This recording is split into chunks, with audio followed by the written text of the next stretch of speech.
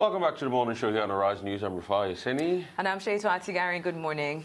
All right, some of the 60 world leaders are currently attending the United Nations Summit on Climate Emergency, aimed at reinvigorating the faltering Paris Agreement at a time where mankind is releasing more greenhouse gases into the atmosphere than any other time in history. In fact, pre-industrial levels. A damning new UN report says the world is as a result of runaway warming, with 5-year period ending 2019 said to be the hottest year ever. Wow. From heat waves to slow-crawling hurricanes to rapidly acidifying oceans, the impacts of global warming are being felt more than ever before. Yet the gap between carbon reduction targets demanded by scientists to avert catastrophe and actions taken thus far is only widening. So joining us now to discuss the UN Summit on Climate Emergency is Akinbode Oluwafemi. Akinbode Oluwafemi is a justice campaigner, Deputy Executive Director, Environmental Rights Action, and friend of the Earth. But before we start, let's look at a call by Greta Thunberg at the Summit on Climate Change. This is all wrong. I shouldn't be up here. I should be back in school on the other side of the ocean. Yet you all come to us young people for hope. How dare you?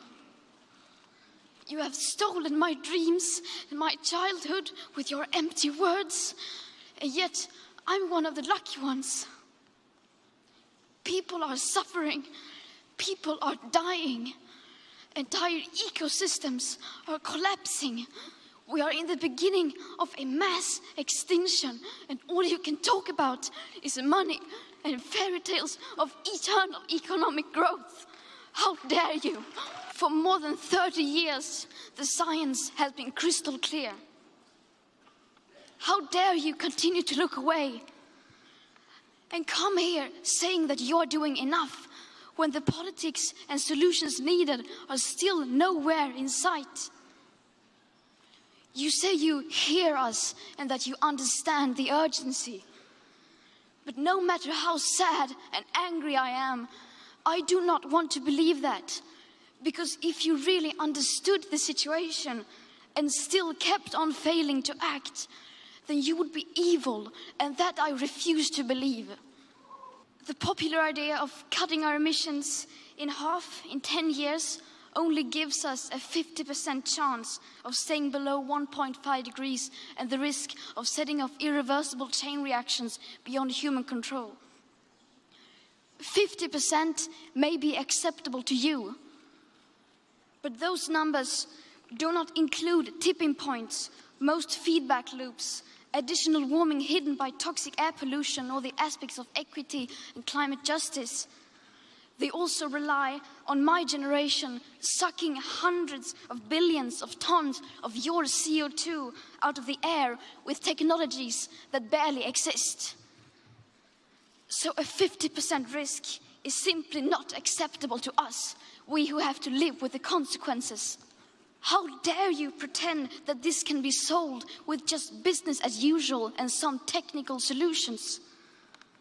With today's emissions levels, that remaining CO2 budget will be entirely gone within less than 8.5 years. But you heard a very passionate speech by Greta Thunberg. In fact, I'll make bold to say this is not the first time we've had youth advocates. If you remember, in 1992, the first conference in Rio, we had a young lady then at the age of 12 called Severine Suzuki. Yep. Severine Suzuki is now 39 too today. You know, in fact, the speech went viral. This was the woman that shaped the world with what she said about climate change and the likes. So this conversation has been on since 1992. Many years after, why would they have this conversation?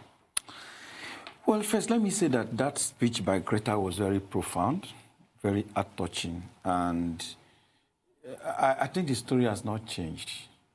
The story has not changed because we are treating the symptoms and not the problem.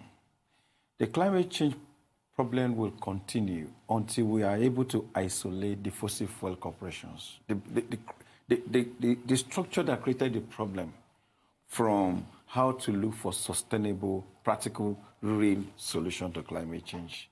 And so every time... The fossil fuel corporations. Fossil corporation, Some will tell you that you've always had this talk about heating up of the climate, you know, even after pre-industrial level, when the industrial age started in the 1600s out of England. When you look at it, most of this fossil fuel corporation had not started. They only started in 1888 when Edwin Drake discovered crude oil. So there is escalation.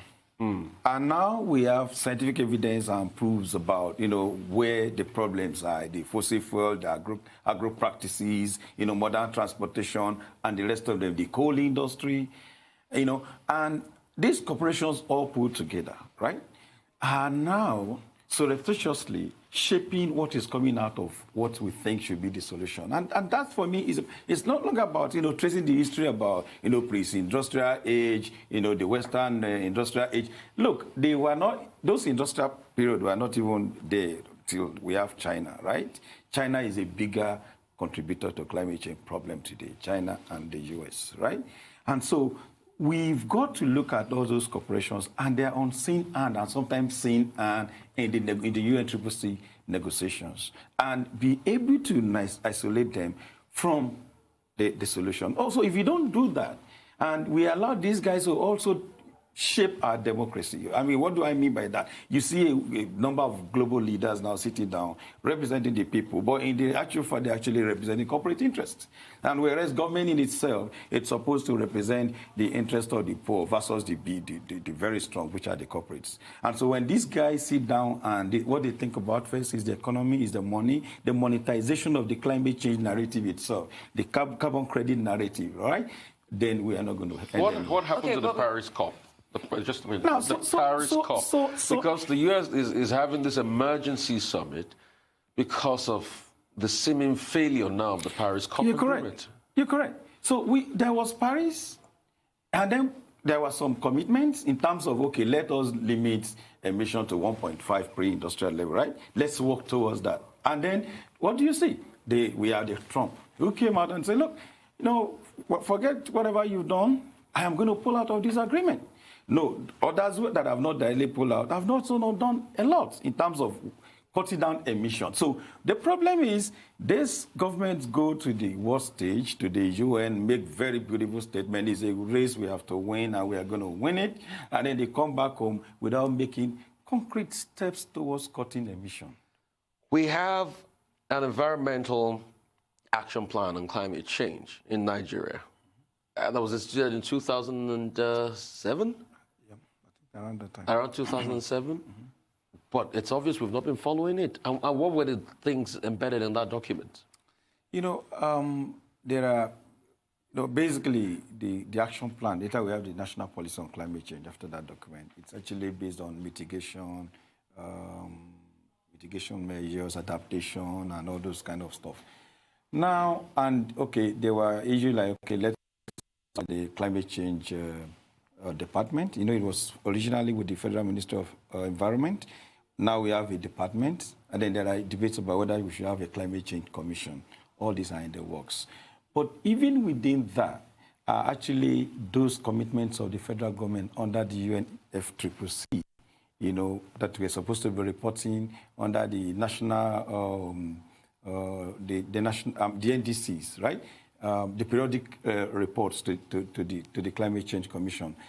As of today, no one can say clearly that this is the direction of the Nigerian government in terms of mitigation, adaptation, and what are the crisis measures. The truth is that climate change is no longer history. It's no longer something we read. It is there with us today. First is the fact that we begin to be inundated with floods. We begin to see desert encroachment. We begin to see cities being, you know, the coastal erosions and the rest of them. As of today, we have IDPs in so many states in Nigeria. Not the, you know, let's not the violence-induced IDPs. You know, climate-induced IDPs. And some of the social conflicts are actually climate change-induced. I mean, the president yesterday made mention of the drying up of Lake Chad. And when you then dovetail back... Which also has a security impact on what is happening exactly. now. We need to thank you so much for being here. I think the last word is time this. Is not our friends. When you look at the president's statement yesterday, he said, we will. We want to see we have. We need to thank you so much. Thank you so much.